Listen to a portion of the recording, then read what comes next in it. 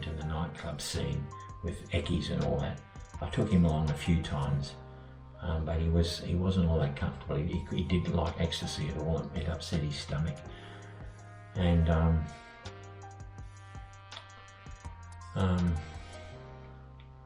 yeah, he, as I said, he was old-fashioned in some ways, but I took him along to the Q bar a few times. So, as I mentioned, I went to live with the Argentine boy for a while, but things were pretty messy. I was coming to the tail end of my phase 1 of alcoholism, where things were out of control, and I was bringing home all sorts of danger to our little flat, me and Omar. And anyway, I was asked to move back into that place in Ferran, a couple of doors up from the witchy woman. And as long as I didn't drink, Snake said I could live in that place. I went and lived with Snake and stayed there for a few months, but I was selling drugs, going to Cuba, bringing guys home all hours of the night. And so Snake asked me to leave. That put me in a quandary, or in a difficult situation. There was thoughts of me moving across to South Australia. By now, with the internet, I was meeting lots of other transgender people. There were some girls that lived in South Australia, offered me a room. I ran the idea with my sister of moving up there, but that wasn't a good idea at all. So that wasn't an option.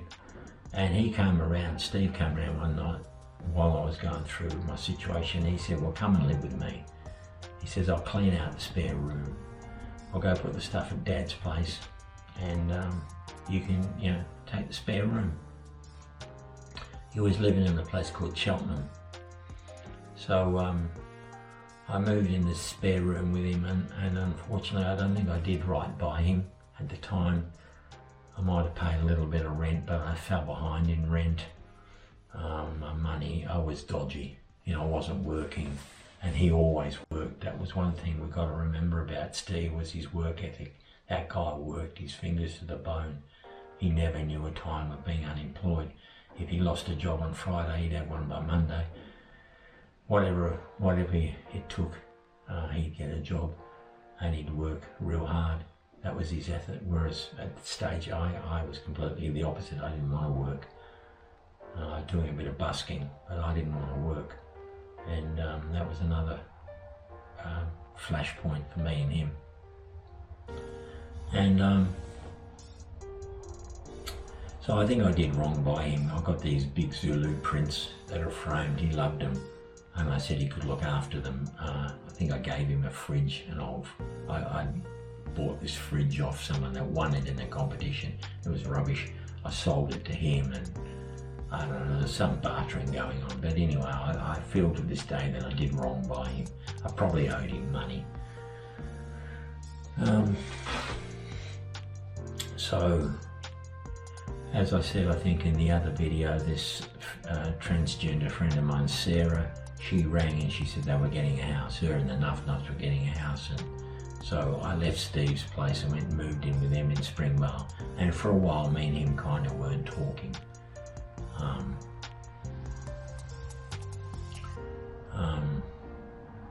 Yeah, I took the Zulu pictures back. I think that upset him because he thought I'd given them to him or something. But yeah, we were drifting apart with our values and our lives, and he wasn't comfortable with the gender thing. And I found him conservative and old-fashioned, and I rubbed it in his face, that sort of stuff. But he always remained close to my brother. He always loved my brother. And so anyway, as I said in the other video, so when I was living in Springvale, we had this big fight, me and the Nuff Nuffs and all that. I needed somewhere to go, so I went to Sydney. And I went over to Steve's place, and I grabbed some stuff from his, I think, or maybe I bought weed off him or something to take on the trip.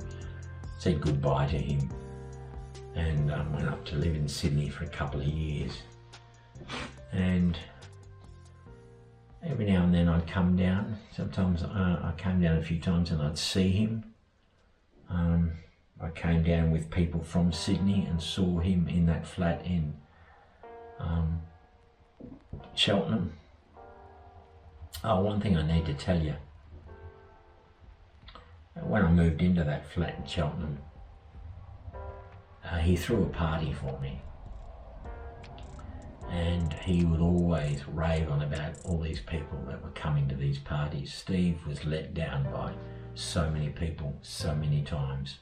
He would get so excited about people that he'd just met and they were going to come to this party or they were going to do this and do that together, and they just let him down. You know, he was so enthusiastic and in your face when he met you, and inevitably people let him down. So yeah, he threw this party for me and all these people were going to come, and in the end sort of about 5 of us were there, the usual clientele, and my brother rocked up in he'd just come back from Saudi Arabia. My brother was looking for work over there. He bought this Arab, you know, the hairdresser, the white robes and all that, came running into Steve's place with his head down with this Arab robe. Steve loved that. So people let down Steve all his life. Anyway, so I went to Sydney, as I said, and I did come back a couple of times, and I came back with a guy once who was a friend, and I had nothing to do with him, but he was off the internet, and he came down for this party of Sarah's, and we visited Steve, or we slept at Steve's, and Steve said, oh, look, I'm not real comfortable about this cherry business. And he was telling us about this girl that he'd fallen in love with, and she was gorgeous and she was blonde, and he used to go and see a guy called Gary Eastwood, who played guitar. He was a friend of Chris's, very, very good guitarist. He used to play clubs and all that around Melbourne, and he used to play at the yacht club down in Brighton or Elwood. Every Sunday night Gary would play, and Steve would go along again to get the women that were hanging around Gary. And one of these women that he met, he absolutely fell head over heels in love with. And he was telling us on this trip that she turned out that she was still seeing this other guy, her ex-boyfriend, while she was seeing Steve, and Steve was taking phone calls, and it was this other guy rubbing it in Steve's face, and she was lying and using him, taking his money, running the heater all day and all night and not putting in. And so I said, well, at least you know where you stand, Steve. At least you know now what you're dealing with, and you can move on. And he said, yeah, but I still love her. They told me that he wasn't finished with her. And then I remember there was a time I rang from Sydney to talk to him, just to catch up with him, and he had half a dozen words for me. He said, oh, do you want to speak to Jen? I think her name was Jen. I'll put her on, you know, just to let me know that he had this woman in bed with him. And after that, I thought, I'm not going to ring him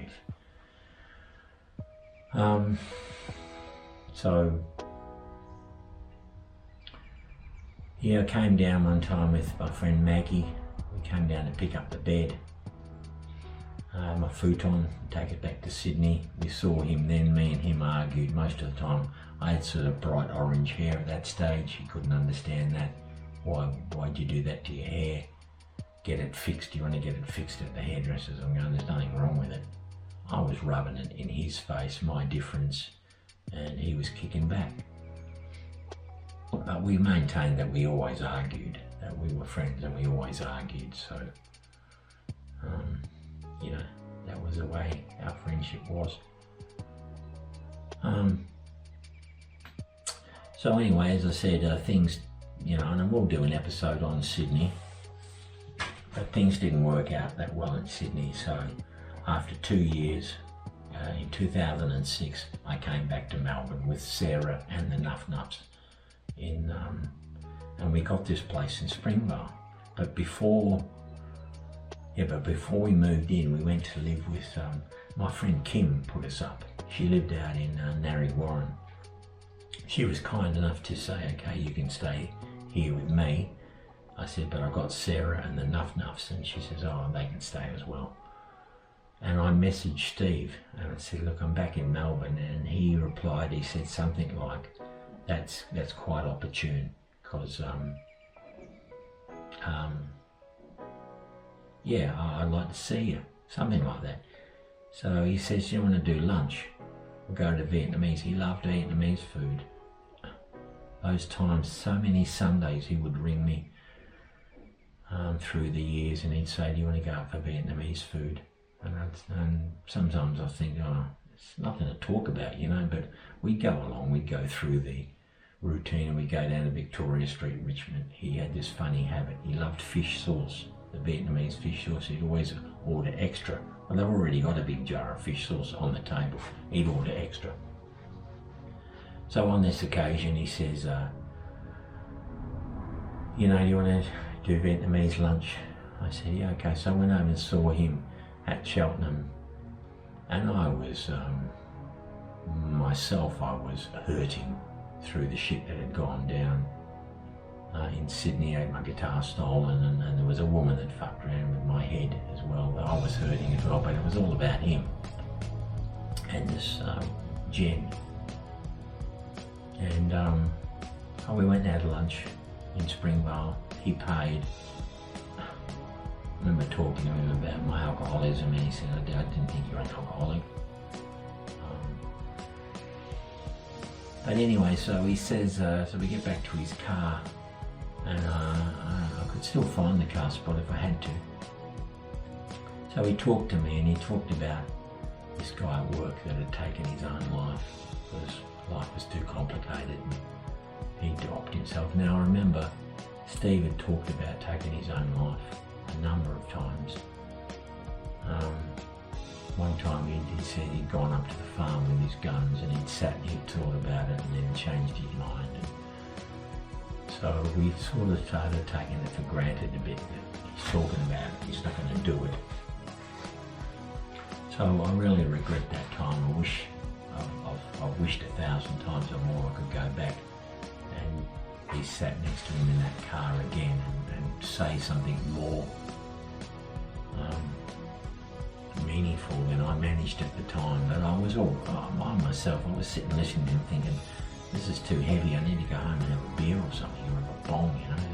I don't want to hear this stuff. But I did say to him, look, the world would be a poorer place without you, Steve. That's as good as I can come up with. What I didn't understand at the time was I was dealing with depression in Steve. It wasn't to do with the girl, it wasn't to do with the job. There were some things going on at work. You know, he by this stage was working for Philip Morris, the tobacco place.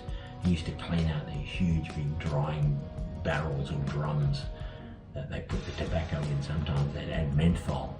And at the end of the shift, he'd have to clean out this huge barrel that they had the tobacco in. He worked real hard, and but he was always on contract. He wanted to get the permanent position, but the boss had a nephew or something working there, and the nephew was real half-assed. He didn't put any of the effort in that Steve did, and he ended up getting the full-time position. That was a real kick in the guts to Steve. So yeah, on that occasion, the last time I saw him, he talked about this guy taking his life at work, and he mentioned, you know, he's thought about it himself. And so, yeah, you know, and it was about the girl. Well, you know, the girl was back with the ex-boyfriend, and the ex-boyfriend had been ringing and teasing Steve, and Steve wanted to take his guns and go and kill both of them and then himself, and it was all pretty horrible. It was a horrible discussion, but I wanted out of it. It was too heavy for me. So yeah, he took me back to my car, and that was the last time I saw him. And then it was about a week later that I went to see Debbie. Lives over the road from me now, but we don't talk. But I knew Debbie since I was 18, and she knew all of us. So I went to see her, and I just got back from Sydney, so I was smoking weed, and it was time to leave. So I just moved into the new place in Springvale with Noble Park with Sarah. So I said, all right, I'll get going now. So I grabbed my keys and as I was leaving the kitchen, how's this? So I just remembered, and I said to Debbie, oh, I saw Steve. She goes, oh, how is he? I said, yeah, he was rolling down in the dumps about this woman, you know.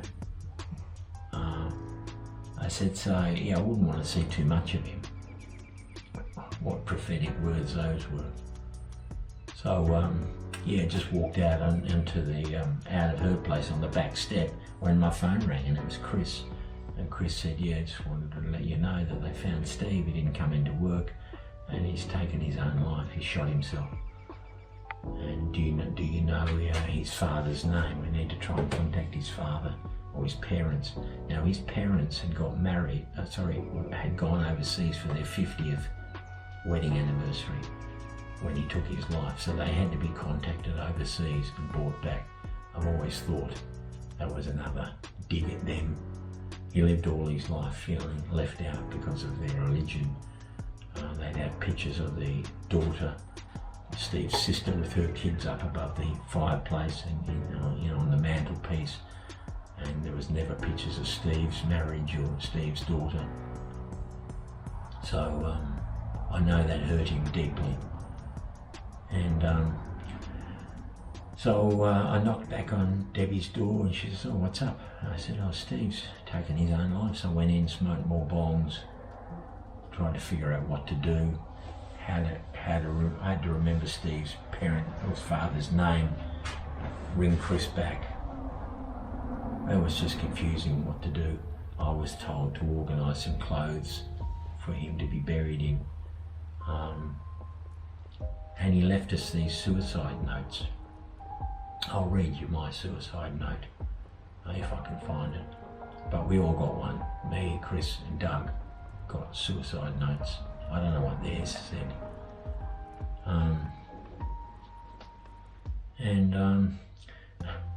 So I mean, when this happens, you're dealing with a lot of, it's just, you can't believe it. I couldn't believe it. And I was given a whole bags of his clothes. I don't know whether we met that weekend. Yeah, I think we met at his flat that weekend with his brother-in-law Russell, and we had to get a skip bin, get rid of all sorts of stuff. On his dresser, in his bedroom dresser, it was one of the things he was proudest of. He was going to get it framed. It was his grandfather's Burma medal. He told me so many times about this medal, and he'd asked for it, can I have it? And he eventually got it. He was going to get it framed with a picture of his grandfather in his war uniform. But it was just in a coffee tin on his bedside table. So I took that medal to Russell and said, your family really need to hang on to this. It means a lot, but being Jehovah's, I don't know what they did with it. But yeah, I got bags of these clothes of his, and I just dropped them at the op shop. I grabbed a couple of his t-shirts, I grabbed his leather jacket, but most of it I put at the op shop. And so I hadn't been home very long when Russell rang and said, you need to choose some clothes for Steve to be buried in. And well, I got rid of all the shoes and boots, so he had to go barefoot like a hippie.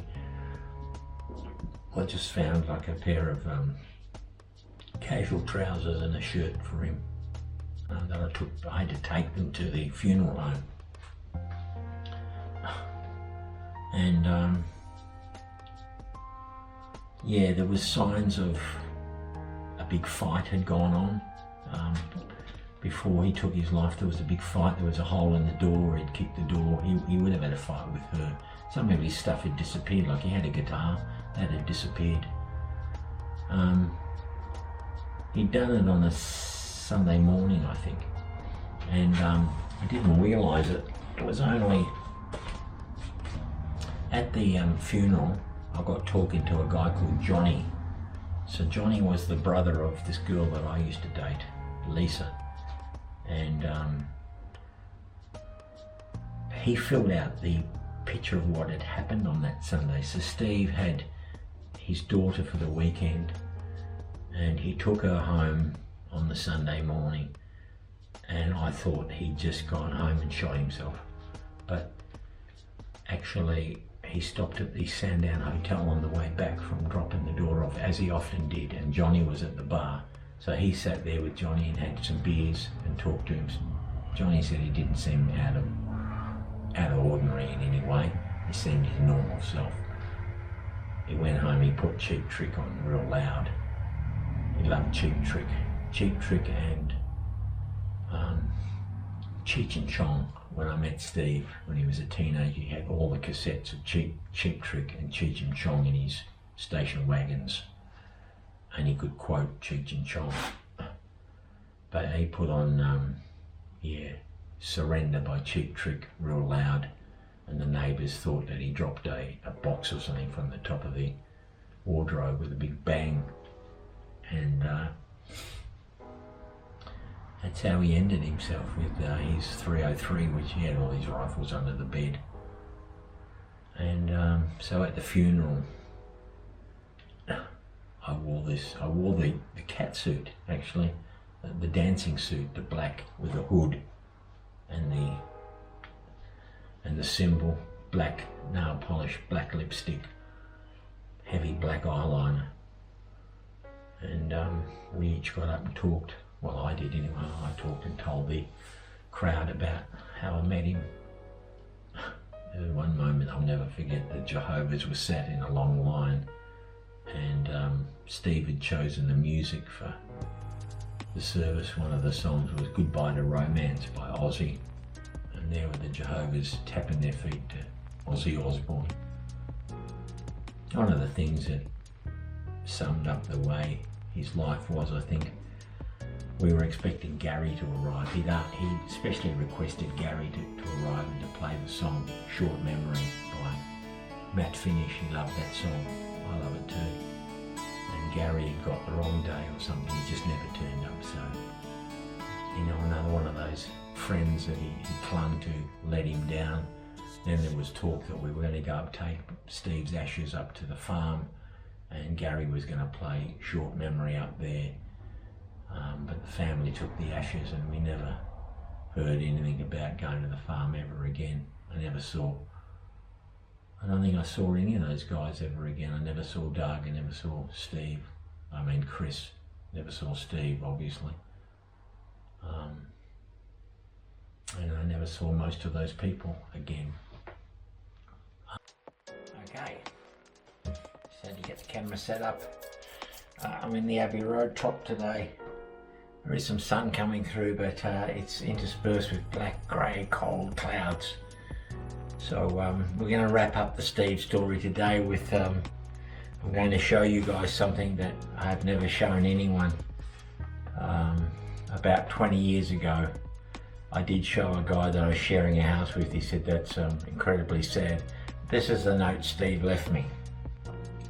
But before we talk about that, I'm going to show you some things, physical things that he gifted me. So this is this carving that he got in the Solomons. I remember complimenting him at the time when I saw it. It's really good. It's heavy. I don't know what stone it might be, but the Birdman has got a dolphin over his shoulder.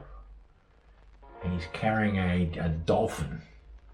I don't know whether that's for nefarious purposes or not. I hope he's not going to eat the guy.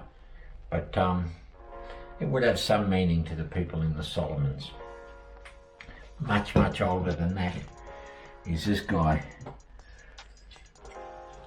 Steve went to Bali probably about the same time I went to Africa in the early 80s.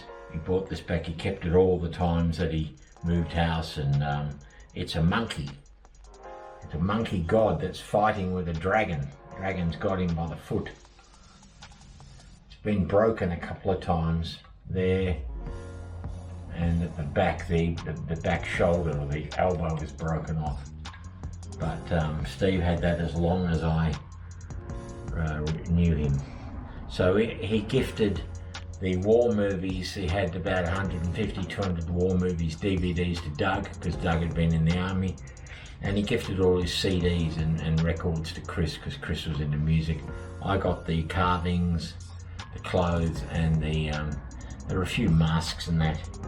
Got a couple of things that are out in the garden that aren't quite as precious as these things. So why did Steve, the monkey fell over already, why did Steve do what he did? Why did he take his life? We're going to read that in a moment. He gives us the causes the breakup with Jen. I think it was Jen or Deb, but I think it was Jen. Attractive woman, by no doubt about that. She was worked in a beauty salon, but he'd had plenty of attractive women, and as I've said in the previous episode, he could attract a woman anytime, any day, any place. He could find another woman, but that one was the end. That was the one that broke the camel's back. That's the explanation he gave, but I looked into this a lot, and I think we have to take the whole picture in. I think there is some validity to him doing this for her, because he wanted to prove to her that he loved her that much that he would take his own life for her. He made sure that at the service we were told that they had actually got engaged before he took his life. He proposed to her, she'd accepted, they were engaged apparently before he took his life, but she wasn't at the service. I did ring her once to tell her that she should in no way take any blame for any of this, but we never caught up. I don't know where her number's gone. Anyway, he wanted to show her that this was serious. He wasn't just talk, he could walk the walk. But I've come up with a few other things that were going on. We mentioned work, okay? He'd been working at Philip Morris cleaning out those big barrels where they dry and treat the tobacco. It was a hell of a job. He worked his knuckles to the bone. A hell of a job. But when he didn't get that promotion, he got so angry with them that he quit, and he got another job. And this one was even worse than the Philip Morris. This was like working in North Korea, up in the snowfields. It was cold. It was a cold room warehouse. He had to wear this big parka, multi-layer gloves, like a snow hat, and working in these cold rooms, and then coming home finding that she'd had the heater on all day. She might have gone out, left the heater on, and I think that preyed on him. I think he thought, is this the rest of my life, doing these shit jobs for people that don't appreciate me? I've got that down. Now the parents, the Jehovah's Witnesses, have got a hell of a lot to answer for this, and I've approached them, but they deflect it and say, well, it's not the organisation, it's the individual. I guess that's probably, yeah, I guess that's true. His parents didn't have to behave like they did, but it was the isolation. Now he did tell me that his parents were away for their 50th wedding anniversary, and I think he chose that time to ram it home.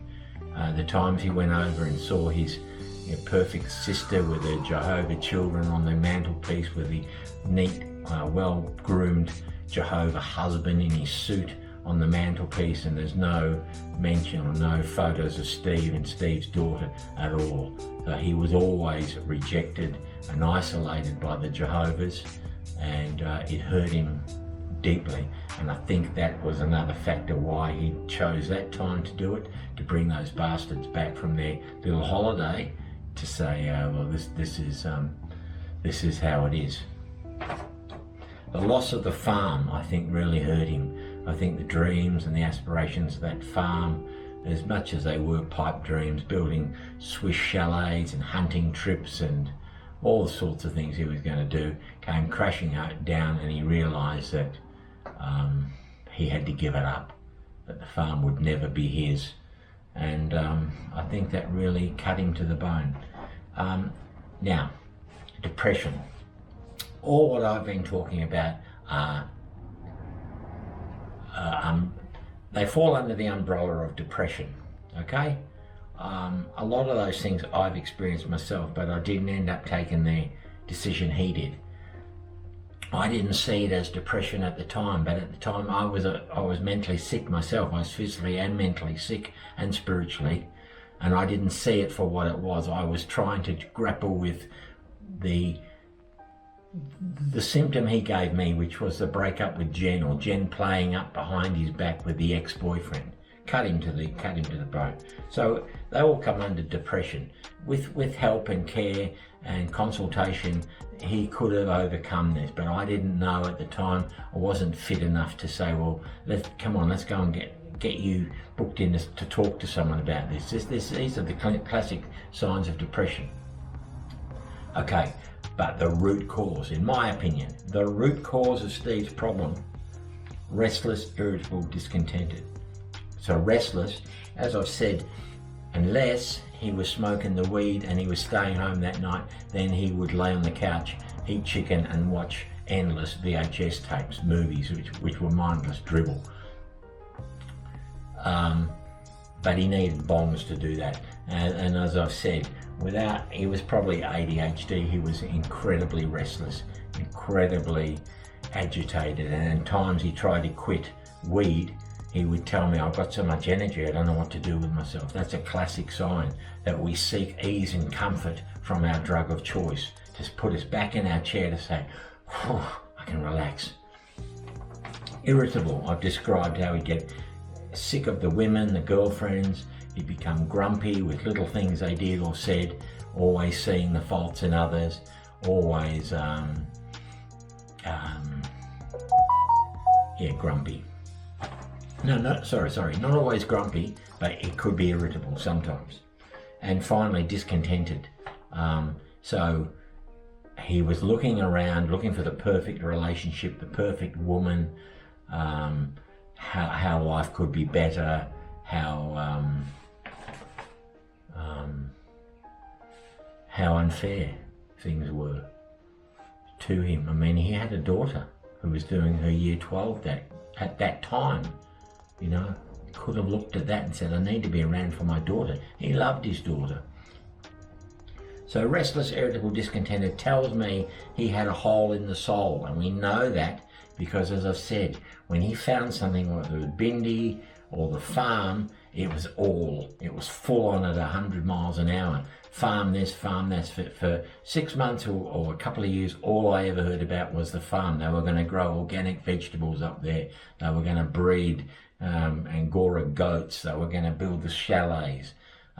When it was Bindi, everything was Bindi this, Bindi that, until he got sick of her and she started to annoy him. So I believe he had a hole in the soul. Now, where that came from? Well, we know. At 14, he was rejected by his parents because of the Jehovah religion, and he found himself out living as a young person, working in a storehouse. And for the rest of his life, he craved that love. He craved that acceptance, and it was denied to him. People let him down all his life until the end, when Gary, the guitarist, who said he was coming to play at Steve's funeral service, just forgot. Oh, I thought it was next week. I'll make it up to you. Anyway, that was the final letdown. But I think Steve would have been impressed with how many people were actually there at the service. It was probably about 40 people, I suppose. Some old friends of ours. So I think he would have been impressed by that, but unfortunately they were never around when he was organising things. They'd say, yeah, we're coming, and then they'd never turn up. So what's the lesson here? The lesson is, look for depression in friends, family, or people. If they're telling you that their work's driving them down, or their relationship is terrible, whatever. Those are only the side effects sometimes of a deeper issue, which in Steve's case was depression, and it could have been treated. It didn't have to be this way. All right, so that's how I see the event. So this is what he wrote me.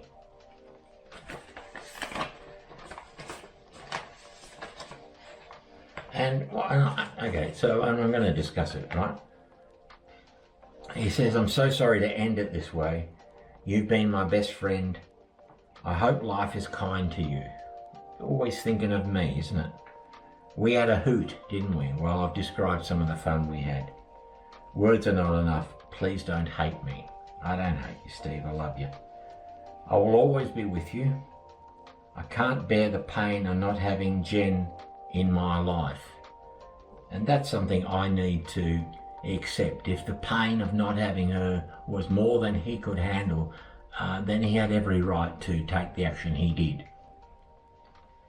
But here's the cruncher. He says, I know it's stupid. I'm beyond caring. Don't want to be a burden on anyone anymore. I love you. Forgive me, Steve. So he's asked for forgiveness a couple of times there. But don't want to be a burden on anyone. That's just heartbreaking, isn't it?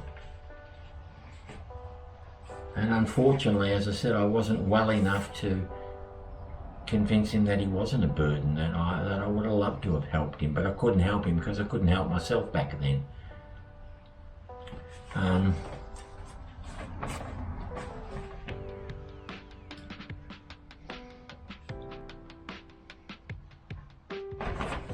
Yeah, what else can I say about that?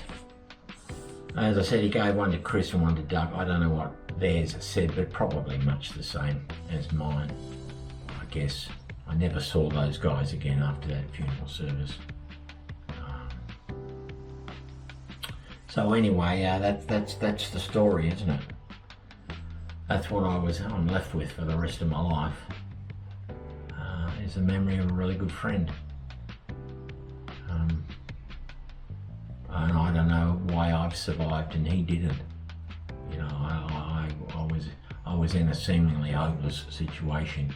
I was taking terrible risks in blackouts. I didn't remember driving and drugging all those years ago. And he said to me, I want to grow old. I want to sit on the porch with you. So will you slow up, you know? All right, well, look, I hope you've enjoyed hearing about this guy. He was a one-off, no doubt about that. He was a cracker. He was one out of the box. And I'll carry his memory with me to my ending. And I reckon up there, if he is somewhere, he'd be having a ball. He'd be running out wanting to talk to Herman Goering and all the, you know, MacArthur, all these other war people that he was so fascinated with. All right, I think that'll do it. Bye.